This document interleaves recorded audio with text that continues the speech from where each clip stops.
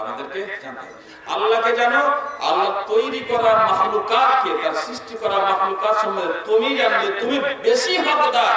এটা কারোর বাপের নয়, আল্লাহর জগৎ, আল্লাহ দেওয়া আমের গাছ, জামের গাছ ইত্যাদি ইত্যাদি। তাই আমরা যদি সত্যিকারী ইসলামের প্রতি সেইভাবে নিষ্ঠাবান হই, ইসলামের প্রতি সেইভাবে বিশ্বাস রাখতে পারি, কোরআনকে যদি মানুষের নিজামে হায়াত এবং কামিল এবং মুকাম্মাল এবং কাফি যদি একটা বই মনে করতে পারি, তাহলে সব জিনিসের সমাধান আমাদের আছে। আমাদের সকলকে সাধারণত লম্বা হয়ে যাচ্ছে সামনে দিনে কি হ্যাঁ। তো এভাবে আমাদের স্কুল এবং মাদ্রাসাগুলো ভালো মন্দ আমরা বলছি না, কিন্তু এখানে একটা জিনিস করে, যদি সেখানে এমন কিছু জিনিস না থাকে যে বাচ্চা ইসলাম শিখবে, তাহলে সেখানে বাচ্চাকে পাঠাবেন না। আপনাদের তৈরি করা আছে আগে থেকে, তাকে আরো যদি কিছু যোগ করতে হয়, সিস্টেমটাকে চেঞ্জ করতে হয়, সেটা চেঞ্জ করুন। নতুন করে যদি কিছু এদারা করতে হয় তৈরি, নতুন করে করুন। কিন্তু আপনি যেমন জাহান্নামের আগুন থেকে বাঁচবেন, তেমন আপনার সন্তান সন্ততিরা জাহান্নামের আগুন থেকে বাঁচবে, সেটা অবশ্যই অবশ্যই যেন খেয়াল রাখা যায়। এই শিক্ষা দীক্ষার ক্ষেত্রে আমাদের বর্তমানে যে সমস্ত শিক্ষা প্রতিষ্ঠানগুলি আছে, আমি সেগুলো আলোচনা করছি না।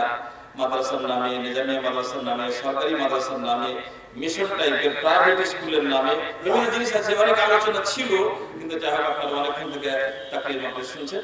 আমার প্রস্তাব হলো, আমার পরামর্শ হলো, আমার মাশওয়ারা হলো যে এই ভুলটা জীবনে আর করবেন না।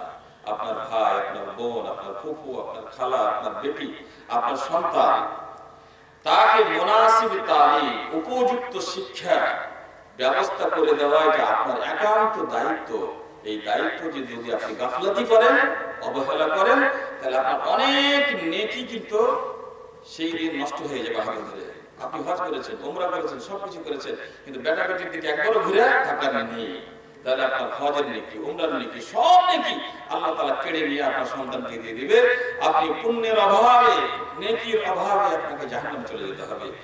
আপনার সেই সন্তান আপনার গলায় গামছা লাগাবে, এই আল্লাহ একে জান্নাতে পাঠাচ্ছ কেন, বিচার করে দাও। উনি আমার বাবা, আমাকে কোনোদিন বলেনি যে তাওহীদ শিখতে যাবে বেটা, কোনোদিন বলেনি যে হাদিস শিখতে যাবে বেটা, কোনোদিন বলেনি যে তোকে অমুক জায়গায় নিয়ে যায়। আমাকে কলকাতায় রেখে এসেছিল, আমাকে পাটনাতে রেখে এসেছিল, যেখানে সব ছাত্ররা বেটি ছেলে, বেটা ছেলে, নারী পুরুষ সব এক মিলে মিশে গরু জানোয়ারের মতন হয়ে খেয়েছেন। তার লেবাসের ঠিক নাই, পোশাকের ঠিক নাই, ও একটা ফিজিক্স আর কেমিস্ট্রি ছাড়া অন্য কিছু আমরা বুঝিনি কোনোদিন। আমি তো তোমার সম্বন্ধে জানি না কিছু। আর এই বাবা আমার মাসে গিয়ে আমাকে টাকা দিয়েছে, কিন্তু তোর বিদ্যা বুদ্ধি আমাকে শিখায়নি। তাই নাকি রে, তোর বেটাকে তুই শিখাসনি, চালা করতে পারবে না।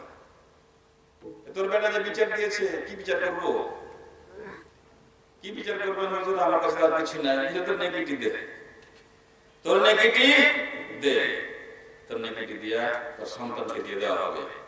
তারপরে যথেষ্ট হলো তো বাঁচলো, না তো ও গেল, জরুরি নয় নেগেটিভ উদ্ধার হয়ে যাবে। কিন্তু বাবা কনফার্ম যে ও জাহান্নামে চলে যাবে, যেহেতু তার জাহান্নাম থেকে বাঁচার মতো আর কোনো নেকি নাই।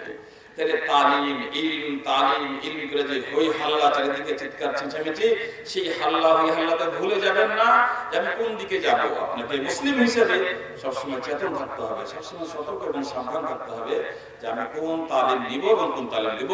আল্লাহ তাআলা যেন আমাদের উপযুক্ত শিক্ষা, যেই শিক্ষা আমাকে আল্লাহর সাথে কানেক্টেড করবে, আল্লাহর সাথে জড়াবে, ইহকাল আমার ধন্য করবে, আখিরাতের হেফাজত করবে, সেই তালিম আমাদের সবাইকে শিখার আল্লাহ তাআলা তৌফিক দান করো। এবং এই রাস্তাতে যত রকমের বাধা, বিভিন্ন রুকাওয়াত আছে, আল্লাহ তাআলা তুমি তাকে সহজ করো। সরকারি লেভেলে হোক বা এমনি কোনো লেভেলের হোক, যে কোনো অসুবিধা আছে আল্লাহ তাআলা তুমি সেই সমস্ত অসুবিধাগুলোকে দূর করো। ওয়া আখিরু দাওয়ানা আলহামদুলিল্লাহি রাব্বিল আলামিন। আসসালামু আলাইকুম ওয়া রাহমাতুল্লাহি ওয়া বারাকাতুহু।